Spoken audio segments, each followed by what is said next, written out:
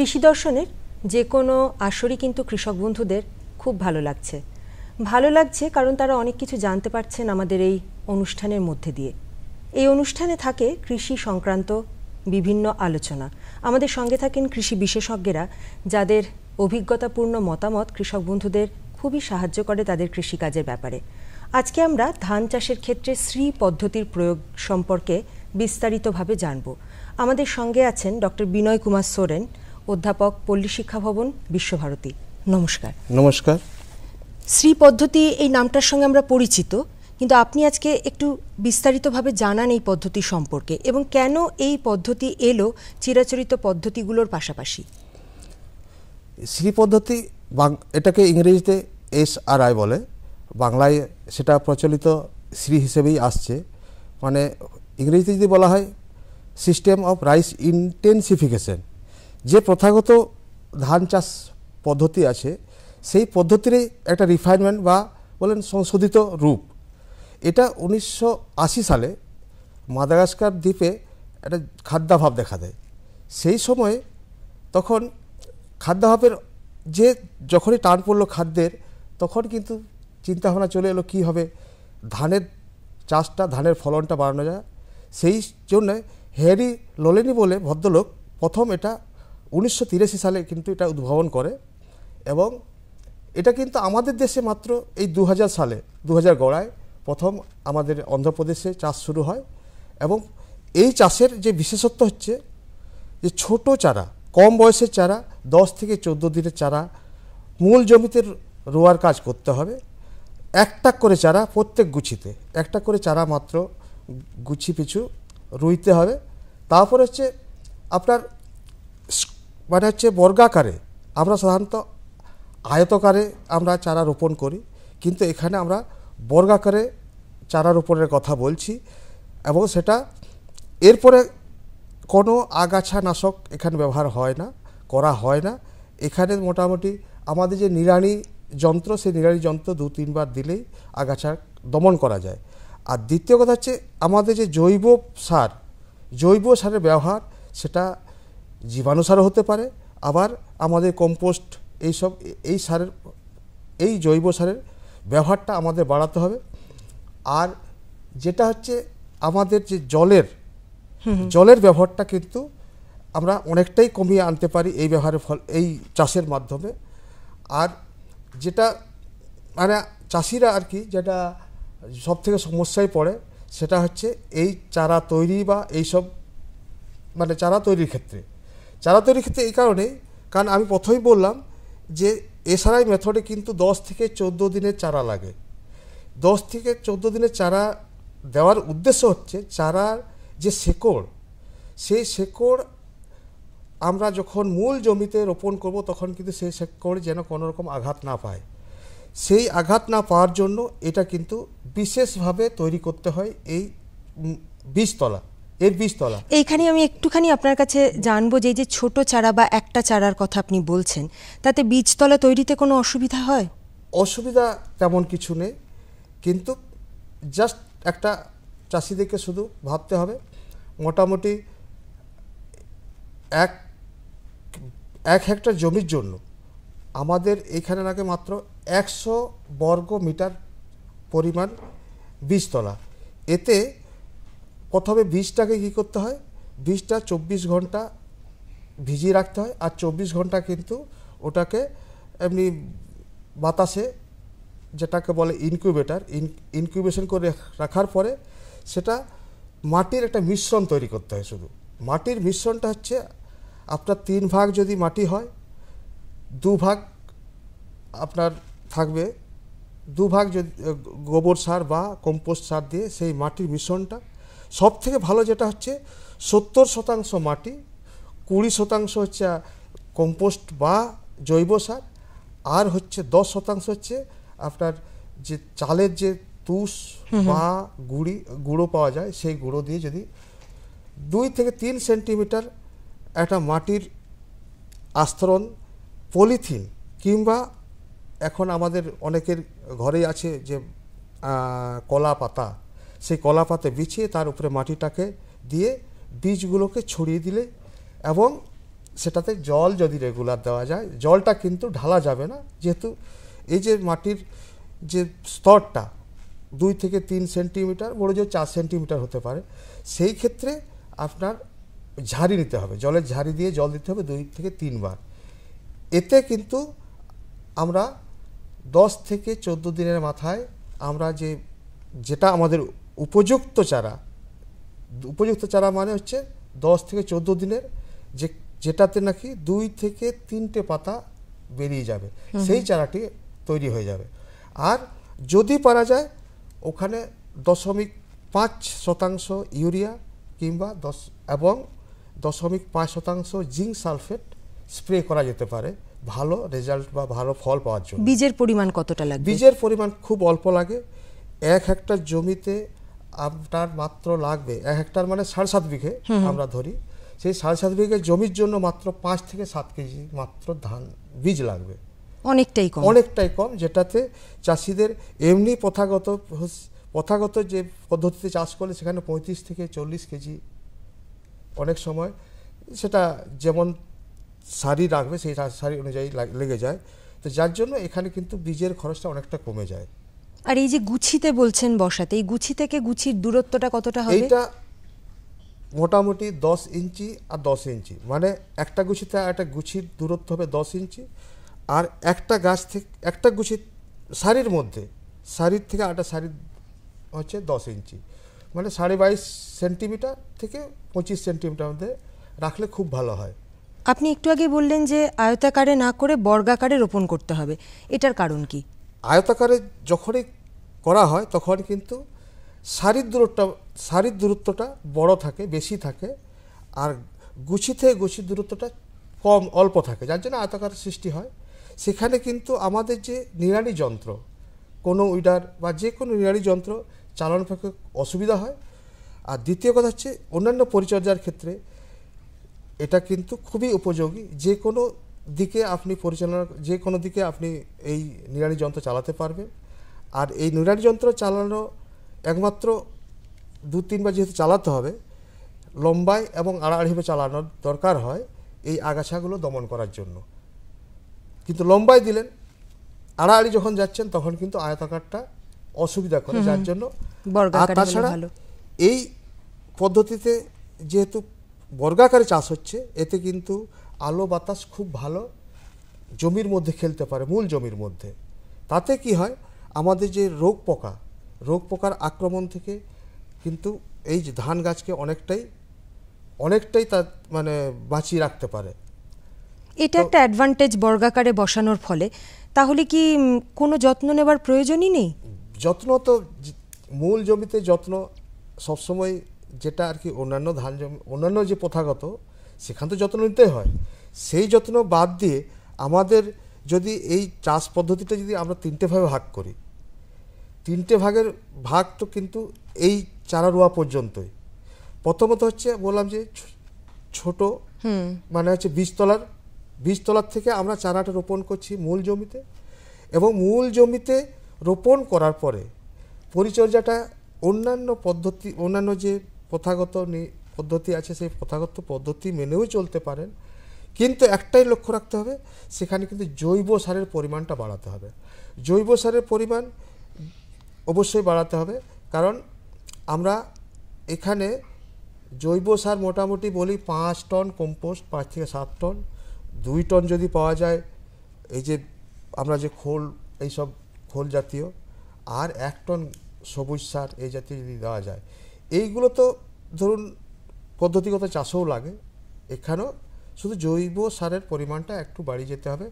সেটাও কিন্তু জৈব সারের পরিমাণ যখনই বেড়ে যাবে তখন কিন্তু রাসায়নিক সার অটোমেটিক্যালি কমিয়ে দেওয়া দরকার হবে, আর যার জন্য রোগ পোকার আক্রমণটাও কম আসবে। অনেক সময় কৃষক বন্ধুদের মধ্যে একটা খুব হতাশার ভাব দেখি, যে বলেন শুধুমাত্র জৈব সারে নাকি উৎপাদন কম হয়। তো শ্রী পদ্ধতির ক্ষেত্রে আপনি কি বলবেন?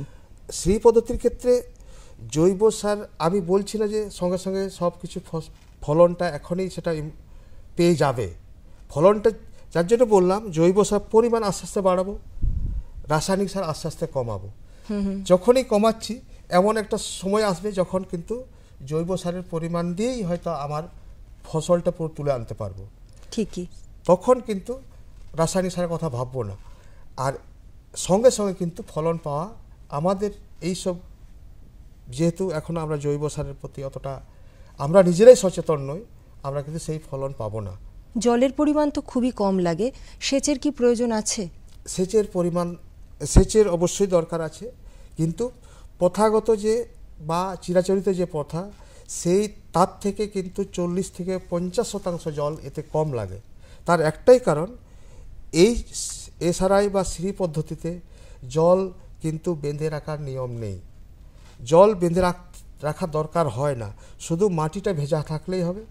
এবং এটা হচ্ছে আমরা ইংরেজিতে বলি ইন্টারমিটেন্ট ইরিগেশন, মানে হচ্ছে পর্যায়ক্রমে শুকনো হবে এবং সে শুকনো মাটিটা আবার জল দেব কত, 2.5 সেন্টিমিটার বা 1 ইঞ্চি, বড় জোর 1 ইঞ্চি, সেটা আবার জল চুইয়ে যাবে।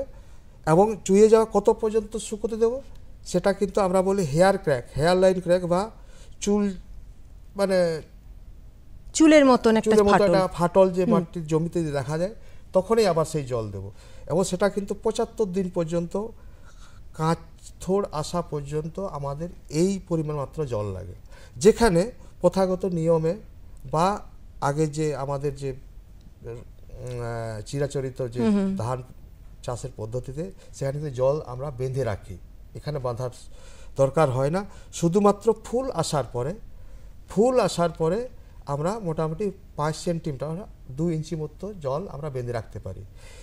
এরপরে ধান কাটার আগে 25 থেকে 30 দিন আগে আমরা জল দেওয়া বন্ধ করে দেবো। ফলে কি হচ্ছে, জলের পরিমাণও কম লাগলো। আর এই জল যেহেতু কম লাগছে, তাতে কিন্তু এই ধানটা তোলার ক্ষেত্রে 5 থেকে 10 দিন পর্যন্ত আমরা কিন্তু আগেই আমরা ধান ঘরে তুলতে পারবো। আপনার কথা শুনতে শুনতে যেটা আমার মনে হচ্ছিল, যে আমরা আশা করতে পারি এই পদ্ধতিতে কৃষক বন্ধুরা যদি চাষ করেন তাহলে তারা লাভবান হবেন, তাই তো? অবশ্যই লাভবান হবেন। প্রথমত দেখুন, আমার জল পরিমাণ খুব কম লাগছে, মানে অর্ধেক লাগছে। যেখানে বিশেষ করে এই বোরো ধানের ক্ষেত্রে, বোরো ধানে কিন্তু অনেক বেশি জল লাগে। চাষি বন্ধুরা জানেন, প্রায় 2 দিন অন্তর অন্তর তাদেরকে সেচ দিতে হয়। সেই সেচটা কিন্তু অর্ধেক লেগে যাচ্ছে, অর্ধেক কম হচ্ছে। দ্বিতীয়ত হচ্ছে বীজের পরিমাণ বললাম মাত্র 5 কেজি 1 হেক্টর, মানে 7.5 বিঘা জমিতে। দ্বিতীয় কথা হচ্ছে পরিবেশের কিন্তু ভালো হয়। পরিবেশের এই জন্যই যে আমরা যে রাসায়নিক সার ব্যবহার করি, সেই রাসায়নিক সার কিন্তু খুব ভালোভাবে ব্যবহার হয় এখানে। কারণ এই যে বায়ু বা হাওয়া বাতাস চলাচল হয় জমির মধ্যে বা মাটির মধ্যে, মাটির গঠনগত চারিত্রিক বৈশিষ্ট্য এটা উন্নত হয়। তাতে এই যে মাটিতে আমরা যে রাসায়নিক সার দিচ্ছি, সেই সারটা কিন্তু গাছ পুরোটাই নিতে পারে। পুরোটা মানে আমরা যেটা পাই, মোটামুটি এমনি যদি রাসায়নিক সার দিই 30 থেকে 35% আমরা সেখান থেকে সেই রাসায়নিক সারটা গাছ নিতে পারে। কিন্তু এর ক্ষেত্রে কিন্তু 50%, 50% পর্যন্ত নিতে পারে। তার মানে কি, আর যেহেতু জল দাঁড় করে রাখছি না, এই জল কিন্তু মাটির গভীরের যে জলস্তর সেখানে কিন্তু মিশে যায়। এটা কিন্তু সেটা হচ্ছে না, ফলে জলের যে দূষণ, সে দূষণটাও কিছুটা আমরা কমিয়ে আনতে পারি। সার্বিকভাবে সবটাই ভালো। ধন্যবাদ জানাই আপনাকে, কারণ আলোচনাটা শেষ করতেই হবে, সময় তাড়া দিচ্ছে। আজকে বিশেষজ্ঞ যে কথাগুলো বললেন, আশা করি কৃষক বন্ধুরা খুব মন দিয়ে শুনেছেন। একটু মাথায় রাখতে হবে যে চিরাচরিত পদ্ধতির পাশাপাশি যদি বিকল্প পদ্ধতিগুলোকে, যেগুলো খুব আধুনিক, আঁকড়ে ধরেন, তাহলে আগামী দিনে ধান চাষের ক্ষেত্রে আপনাদের কিন্তু আর হতাশ হতে হবে না। 6 ফেব্রুয়ারি 1922 সুরুলে গড়ে উঠল স্কুল অফ এগ্রিকালচার। প্রথম ডিরেক্টর ছিলেন এলমহার্স্ট। শুধু কেতাবি ব্যাপার নয়, কৃষির যথাযথ প্রয়োগ ঘটানোর উদ্দেশ্যে সেই সময়ের শিক্ষিত ভদ্রঘরের যুবকেরা এই মহতী কাজে যুক্ত হলেন ও যোগদান করলেন স্কুল অফ এগ্রিকালচারে। যে বীজ বপন করা হলো, তাই ধীরে ধীরে মহীরুহ হয়ে শ্রীনিকেতন নামে বিকশিত হলো। এলমহার্স্ট এই সময় the robbery of the soil নামে অসাধারণ একটি লেখায় লিখেছিলেন, মাটি কত সহনশীল, অথচ সেই মাটিকে যদি ঠিকমতো ব্যবহার করা না যায়, তাহলে ফসলের ক্ষেত্রে মাটির একটা কায়পণ্য হয়, মাটি কৃপণতা করে। এই সমস্ত বিষয়গুলিকে বাস্তবায়িত করার জন্যে রবীন্দ্রনাথ ঠাকুর প্রতিনিয়ত চেষ্টা করে গেছেন। এছাড়াও সত্যেন বিহারী বসু, যিনি ছিলেন বীরভূমের কৃষি পরিদর্শক, তাঁকে গুরুদেব শ্রীনিকেতনে মাসে 7 দিন আনার বন্দোবস্ত করেছিলেন, যাতে উন্নততর বিজ্ঞানভিত্তিক কৃষির প্রচলন করা যায় এদেশে।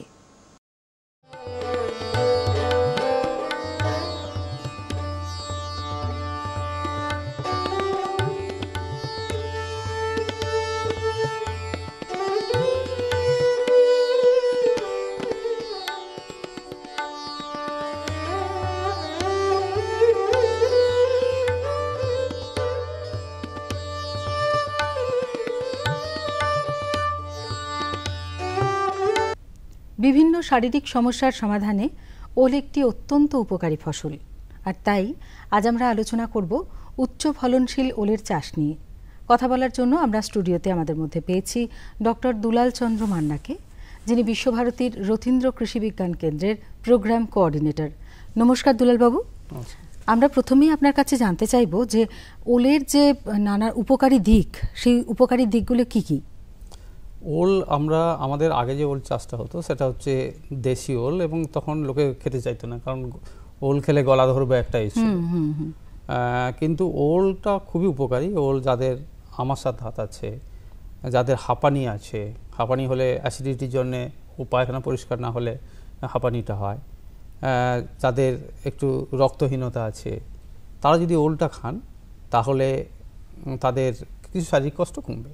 এছাড়া ওলে যা ভিটামিন আছে, এতে প্রায় জলীয় বাষ্প 75% জলীয় বাষ্প আছে, আয়রন আছে, ফসফরাস আছে, এবং তার সঙ্গে ভিটামিনও আছে।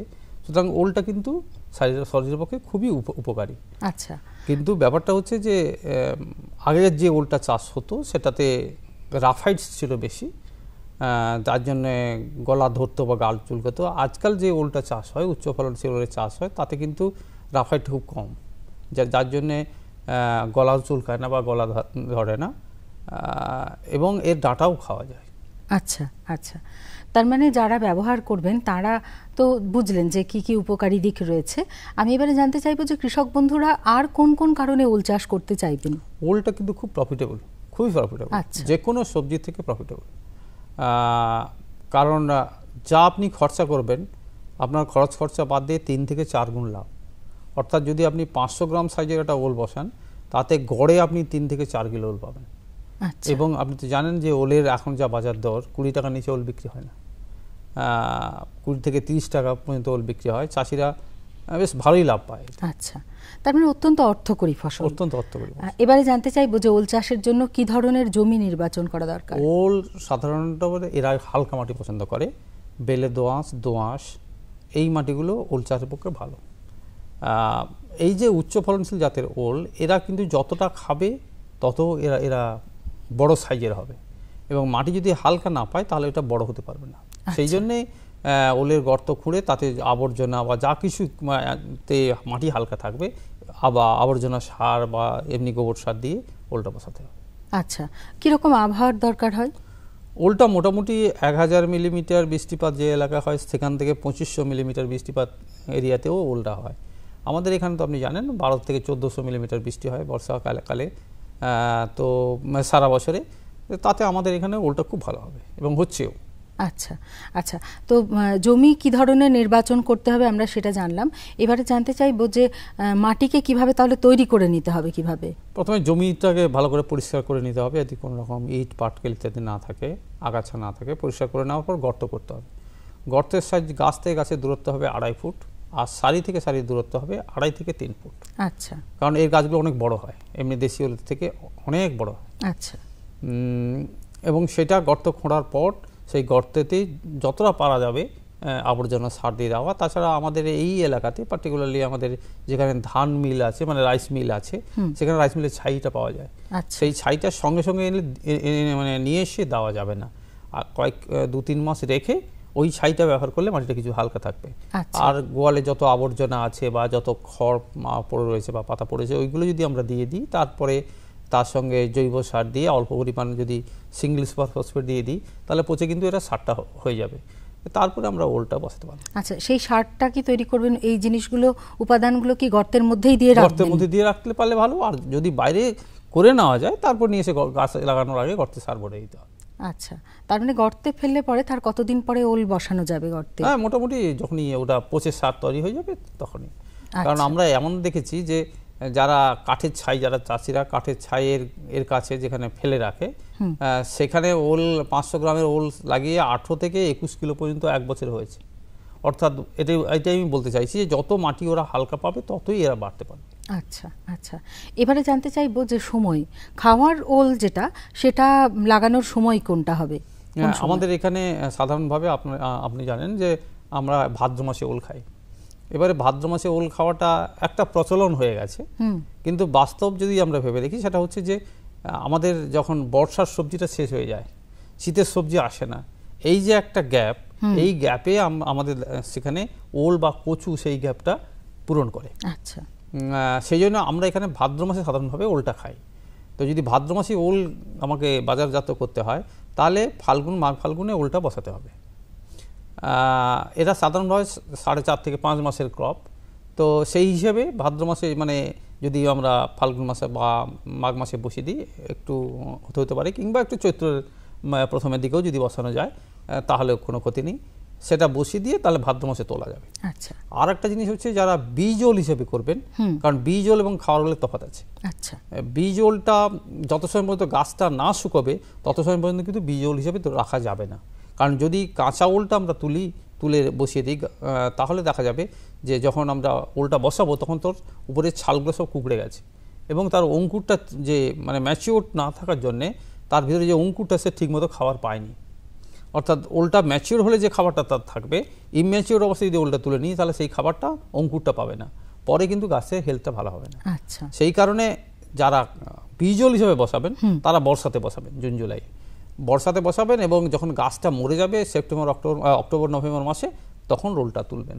ও গাছটা না মরা পর্যন্ত বা মাটিতে না মিশে যাওয়া পর্যন্ত ওলটা তোলা যাবে না বীজ ওল হিসেবে। আচ্ছা, বীজ ওলের ক্ষেত্রে। আর খাওয়ার ওলের ক্ষেত্রে আপনি বললেন যে মাঘ ফাল্গুন মাসে বসানোর সময়। এবারে জানতে চাইবো যে এক্ষেত্রে বীজ শোধন কতটা জরুরি? হ্যাঁ, এটা খুব ইম্পর্টেন্ট। কারণ দেখবেন যে বাজারে যদি আপনি ওল কিনতে যান, বীজ ওল কিনতে যান, আপনাকে 2.5 কিলো 3 কিলো সাইজের একটা বীজ ওল দেবে। কারণ চাষিরা কি করে, ওই কাটার ঝামেলা থাকে বলে, লেবার খরচা বেশি হয় বলে, ওরা ওই 500 গ্রাম সাইজের ওলগুলো বেছে নেয়। আপনি একটা শুনলে অবাক হয়ে যাবেন যে আমাদের এখানে ওল চাষটা আমাদের বীরভূম জেলাতে আমরা শুরু করেছিলাম 2001 সালে, এবং এখন বীরভূম জেলার চাষিরা বর্ধমানের চাষিদেরকে, দুমকার চাষিদেরকে, মুর্শিদাবাদের চাষিদেরকে এখান থেকে বীজ ওল দিচ্ছে, এবং ওরা এসে এখান থেকে বীজ ওল নিয়ে যাচ্ছে। সুতরাং ওরা চাইবে সবসময় যে ওরা একটু যাতে ওদের লেবারটা কষ্ট, কারণ ওরা 5-6 বিঘা 7 বিঘা করে চাষ করে, এবার তাতে প্রচুর ওল লাগে। তো ওরা নিজেরাই 500 গ্রাম সাইজের মতো করে ওই যে ওলগুলো সেগুলো রেখে দেয়, বাকি ওই 2 কিলো 2.5 কিলো 3 কিলো 4 কিলো সাইজের ওলগুলো বিক্রি করে। এবারে ওলটা শোধন করার আগে ওলটা কাটার একটা টেকনিক আছে। কাটার টেকনিকটা হচ্ছে ওলটার যে মাঝখানটা যে এটা থাকবে সেটাকে প্রথমে হাফ করে কাটবে, আচ্ছা, তারপরে আবার 4 ভাগ করবে, তারপরে আবার 6 ভাগ করবে, কিন্তু প্রত্যেকটার সঙ্গে ওই এটা থাকবে, ওই যে মুখটা যেটা থাকবে সেই মুখটা কিন্তু থাকতে হবে। তার কারণটা হচ্ছে এরা দেশি ওলের মতো নয়, দেশি ওলে 4 দিক থেকে বেরোবে, গায়ে যে চোখগুলো থেকে বেরিয়ে যাবে, এরা কিন্তু ওই একটা জায়গা থেকে বেরোবে। কাছ থেকে যেগুলো থাকে সেগুলো তেমন খুব ভালো গাছ হয় না, সুতরাং সেইটা সবসময় কাটা দরকার। এবারে ওলটা যখন কাটলেন তাতে ইনফেকশন আসবে, সেই জন্যে থাইরাম 2.5 গ্রাম থাইরাম বা 2.5 গ্রাম ম্যানকোজেব, এটা হচ্ছে প্রতি লিটার জলে গুলে আলু যেমন শোধন করে তেমনি 5 থেকে 10 মিনিট ভিজিয়ে রেখে তারপর এটাকে ছাওয়াতে শুকিয়ে নিয়ে এরপরে ওল বসাতে পারবে। আচ্ছা, সার প্রয়োগ কিরকম ভাবে করতে হয় এক্ষেত্রে? ওলের আমি একটু আগে বললাম যে এরা যত খাবে তত বাড়বে। আচ্ছা, যদি মাটি হালকা পায় সেক্ষেত্রে গর্ত যে আপনি 1 ফুট 1 ফুট বা 1.5 ফুট গর্ত করছেন, যতটা সার ভরে দিতে পারবেন বা 2 ফুট যদি গর্ত করেন যতটা সার ভরতে পারেন তত বড় হবে। তবে একটা কথা মাথায় রাখতে হবে, অনেক সময় চাষি ভাইদের ভুল করেন, সেটা হচ্ছে যে 2 ফুট গর্ত করা মানে সে প্রায় 1 ফুট নিচে বসিয়ে দেয়, এটা কিন্তু হবে না, তাহলে কিন্তু ওল বাড়বে না। আচ্ছা, ওলটা বসাতে হবে জাস্ট 6 ইঞ্চির মধ্যে হাইটে, কিন্তু নিচটা এতটা খুঁড়তে হয় কেন, যার মাটিটা হালকা হবে সার দিয়ে রাখবে পরবর্তীকালে ওলটা ফেলতে পারবে। সুতরাং বসাবার সময় খেয়াল রাখতে হবে একটু শ্যালো করে বসানো, তারপরে আস্তে আস্তে মাটি ঢাকা দেবে এবং ওলটাও বাড়তে থাকবে। আচ্ছা, তো সেচের সেই হিসাবে সারের যেটা দরকার সেটা যেমন জৈব সারের পরে সেটা হচ্ছে 150 গ্রাম ইউরিয়া, 150 গ্রাম সিঙ্গেল সুপার ফসফেট এবং 100 গ্রাম মিউরেট অফ পটাশ গাছ পিছু লাগবে। এবারে এই যে 150 গ্রাম ইউরিয়া এটা হচ্ছে গাছ বসানোর 15 থেকে 20 দিন পরে একবার, তারপরে যখন আবার মাটি দেবে আবার হয়তো 15-20 দিন বা 1 মাস পরে মাটি দেবে তখন আর একবার গাছটা যখন হয়ে যাবে ভালো মতো হয়ে যাবে দাঁড়িয়ে যাবে তারপরে আর একবার, মানে এটা ইউরিয়াটাকে 3 ভাগে দেবে, 50-50-50 করে, আর সিঙ্গেল সুপার ফসফেট আর মিউরেট অফ পটাশটা গাছ লাগানোর আগে দিয়ে দেবে। আচ্ছা, এবারে জানতে চাইবো যে সেচের প্রয়োজন কতটা এবং কি রকম ভাবে দিতে হবে? সেচটা বর্ষাকালে লাগালে সেচটা কম লাগবে। আচ্ছা, কিন্তু যারা মাঘ ফাল্গুনে বসাবেন বা চৈত্রে বসাবেন তাদের কিন্তু গরমটা আসবে, তো সেখানে ওদেরকে সেচ দিয়ে রাখতে হবে, কারণ সে মাটিটা যদি শুকিয়ে যায় তাহলে ওটা কিন্তু বাড়তে পারবে না। সুতরাং যাতে মাটিতে রস থাকে, চাষি ভাইরা জানে মাটিতে রসটা কিভাবে থাকে, মাটিতে যাতে রস থাকে সেইটা খেয়াল রাখতে হবে। আচ্ছা, বেশি জল নয় অথচ হ্যাঁ মাটিতে রস থাকতে হবে। আরেকটা জিনিস হচ্ছে আমরা এটাও দেখেছি যে অজয়ের বেল্টে যখন আমরা ওল লাগিয়েছি, যেখানে ধান চাষ হতো সে জায়গায় ওল বসানো হচ্ছে, এরা 2-3 দিন কিন্তু জল দাঁড়ানো সহ্য করতে পারে। এটা এর একটা ভালো গুণ। আচ্ছা, সেক্ষেত্রে চিন্তার ভাঁজ পড়ার কারণে, তবে জলটা যাতে বেরিয়ে যায় সেটা ব্যবস্থা করতে হবে। আর আগাছার সমস্যা কি দেখা যায়? আগাছার সমস্যা নিশ্চয়ই, কারণ যদি গরমের সময় বসায় সে তো আগাছা হবেই। ন্যাচারালি মাঝে মাঝে আগাছা পরিষ্কার করে গাছের গোড়ায় মাটি দেওয়া এটা কিন্তু রেগুলারলি করতে হবে। আচ্ছা, তো সেক্ষেত্রে কৃষক বন্ধুকে মাঠে গিয়েই সেই তদারকিটা করতে হবে। রোগ পোকার সমস্যা কিরকম? সাধারণভাবে ওলে কিন্তু খুব বেশি রোগ পোকা লাগে না। এখানে একটা ওলের একটা আরেকটা অ্যাডভান্টেজ হচ্ছে চোর কম লাগে। অন্যান্য ফসল যেমন চোর লাগে, ওলের ক্ষেত্রে কিন্তু চোরটা, কারণ ওলটা মাটির নিচে থাকে, সুতরাং এটা চোরের ওই রকম হয় না কিন্তু, এবং রোগ পোকাও বেশি হয় না। একমাত্র এটা যেটা হয় সেটা হচ্ছে যে যখন খুব বেশি গরম পড়ে তখন কচি পাতাগুলো ঝলসে যায়, সেটা যদি শেষ থাকে সেটা হবে না। আরটা হয় যে খুব কচি কচি পাতাগুলো পোকাটে কেটে দেয়, ফুটো করে দেয়। আচ্ছা, সেটাও খুব বেশি নয়, এটা করে না। তাও যদি যে কোনো কন্ট্যাক্ট পেস্টিসাইডস যেগুলো পাতার মানে ওষুধের সংস্পর্শে আসলে পোকা মরবে, এমনি 2 ml প্রতি লিটার জল এগুলো ক্লোরোপাইরিফাস বা ইত্যাদি গ্রুপের ওষুধ দিলেই এটা কন্ট্রোল হয়ে যাবে। আর একটা জিনিস দেখা যায় সেটা হচ্ছে যে খুব ছোট যখন খুব জাপ পোকার বা পোকার আক্রমণ বেশি হয়, সেখানে কিন্তু ওরা ওই পাতার রসটা শুষে খায়, তখন আপনার ভাইরাল ইনফেকশন ছড়ায়। তো ওই যখনই জাপ পোকা আসবে তখন যে কোনো সিস্টেমিক পেস্টিসাইডস প্রয়োগ করলে এটা কন্ট্রোল হয়। আচ্ছা, এবারে জানতে চাইবো যে একটা বিষয় জানা অত্যন্ত জরুরি, যে কোন ধরনের জাত নির্বাচন করবেন?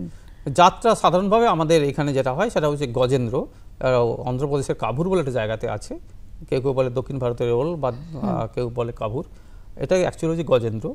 আর আমাদের পশ্চিমবাংলার একটা জাত আছে সেটা হচ্ছে বিধান কুসুম, বিধানচন্দ্র এগ্রিকালচার ইউনিভার্সিটি থেকে বের করেছে, এই দুটোই হচ্ছে উচ্চ ফলনশীল। আচ্ছা, এছাড়া লোকাল আছে যেমন হচ্ছে সাঁতরাগাছি বলে একটা ওল হাওড়ার, আমাদের এই বীরভূমে সেন কাপুরের ওল খুব বিখ্যাত, অনেকেই এটা জানেন, যদিও এটা দেশি ওল, যে কিন্তু লাভজনক নেই বলে এরা এখন উচ্চ ফলনশীল দিকে যাচ্ছে, এটা চাষ করেন আর কি। আচ্ছা, এই যে আপনি বললেন উচ্চ ফলনশীল যে জাতগুলির নাম আপনি উল্লেখ করলেন, সেগুলির ফলন কিরকম হয় এবং কোন সময় মানে ফসল তোলা যায়? হ্যাঁ, এটা হচ্ছে 70 থেকে 75 টন প্রতি হেক্টর, মানে 7.5 বিঘেতে, এবং লাভ দাঁড়ায় এতে ধরুন যদি 2 লাখ মতো খরচ করে তাহলে সে 5 লাখ মতো পাবে, খুব কম করে 5 লাখ মতো পাবে প্রতি হেক্টরে, মানে 7.5 বিঘেতে। আচ্ছা আচ্ছা, মানে এটা একটা বিরাট অঙ্কের হিসেব দিলেন। ছোট করে যদি দেখা যায় সেক্ষেত্রেও কিন্তু বিরাট লাভ, মানে আমি তো বললাম 3 থেকে 4 গুণ লাভ। আচ্ছা, অনেক অনেক ধন্যবাদ আপনাকে। আমরা খুব সুন্দরভাবে জানলাম যে অত্যন্ত উপকারী ফসল ওল চাষ কতটা অর্থকরী এবং চাষ কিভাবে করতে হবে সে বিষয়ে। কেমন লাগছে আমাদের অনুষ্ঠান আমাদের চিঠি লিখে জানান।